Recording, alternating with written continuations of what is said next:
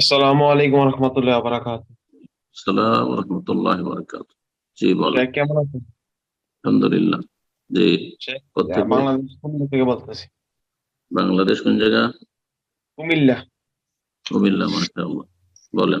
শেখ, আমার প্রশ্ন হলো শেখ, শেখ আমার এক আত্মীয়, উনি মানে মহিলা আর কি শেখ, উনি ইয়াতে রিলেশন করে মা বাবা নিজের অনুমতি ছাড়া পালিয়ে বিবাহ করছে।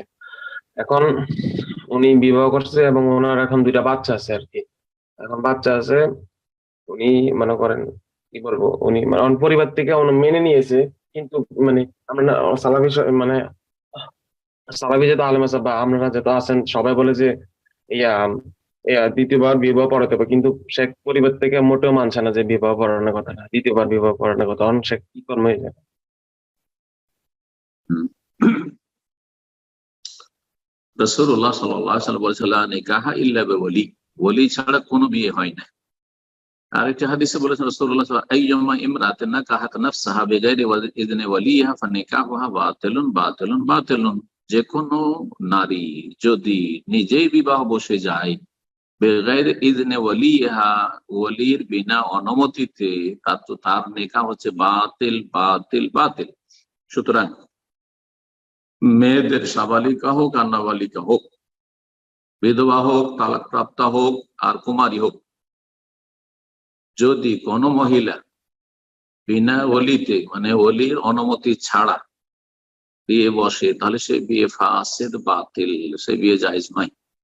এখন বিয়ে যখন জায়েজ নাই, তাহলে এই ক্ষেত্রে সালাফি ওলামারা অধিকাংশই বলছেন যে বিয়ে নতুন করে পড়াইতে হবে, বিয়ে নবায়ন করতে হবে, কারণ সে বিয়েটা হয়নি। বিয়ে হয়নি কিন্তু এই যে বাচ্চা কাচ্চা হয়ে গেছে, সেটা জেনা ব্যভিচার বলা যাবে না। তারা গুনাহগার, জেনার কাজ করেছে, কিন্তু এই বাচ্চাকে যার সন্তান বলা যাবে না, সাবিতুন নাসাব। কারণ এই অতি ছিল, এই সহবাস ছিল অতীয় শুভা, সংশয়ের সংশয়ের সহবাস। সংশয়ের সহবাস মানে এই যে কোন মজাবে জায়েজ আছে, ধরুন হানফি মজাবে জায়েজ আছে, আহ আপনার যদি অকুমারী হয় তাহলে, বা যদি সাবালিকা হয় তাহলে, ইত্যাদি।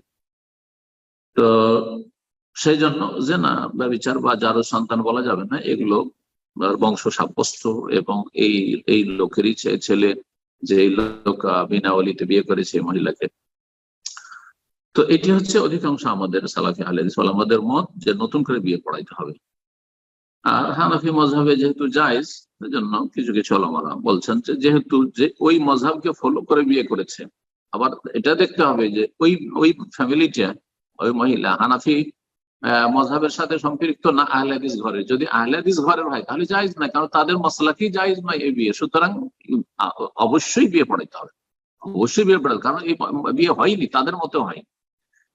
তো এই ক্ষেত্রে বলবো যে সতর্কতা হচ্ছে বিয়ে নবায়ন করে না, বিয়ে পড়িয়ে নেবেন। বিয়ে না পড়ালে বাতিল থাকবে। কেন রাজি হবে না? আচ্ছা, বিয়ে পড়ানোর জন্য অনুষ্ঠান করা তো লাগে না। আসলে এই মহিলার অভিভাবকরা হচ্ছে দিন সম্পর্কে জানে না। বিয়ে পড়ার জন্য কোনো অনুষ্ঠান করা লাগে না, এলাকাবাসীকে জানানো লাগে না। দুইজন সাক্ষী রাখবে, নিজের বংশের মধ্যে হিতাকাঙ্ক্ষী রাখবে, একটা ছেলের বংশ একটা মেয়ের বংশ থাকলো, দুইজন সাক্ষী থাকলো, আর ওলি অভিভাবক হাজির থাকলো, পাত্র হাজির থাকলো, আর পাত্রী তো আছেই, ও তো স্ত্রী হয়েই আছে। তো তারপরে ইজাব করলো, ওলি অভিভাবক বলল যে আমি আমার মেয়ের তোমার সাথে বিয়ে দিয়ে দিলাম, এত টাকা দেন মোহরে বা এত টাকা মোহরে।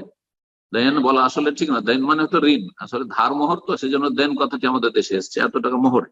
আর নগদ মোহর হচ্ছে সুন্নাত। তখন ওই ছেলে বলবে যে আমি কবুল করলাম, আর দুইজন সাক্ষী শুনলো, বাস হয়ে গেল। এটি বিয়ে। মেয়ের বিয়ে পড়া ইসলামে নেই। মেয়েকে বিয়ে পড়ে দেওয়ার, মেয়ের তো অনুমতি আগেই নিতে হবে, বিয়ের কথাবার্তা পাকা করার আগে। তো এই হচ্ছে সহজ সাদা সিধা বিয়ে। এই বিয়ে করালে আবার মানহানির কি আছে?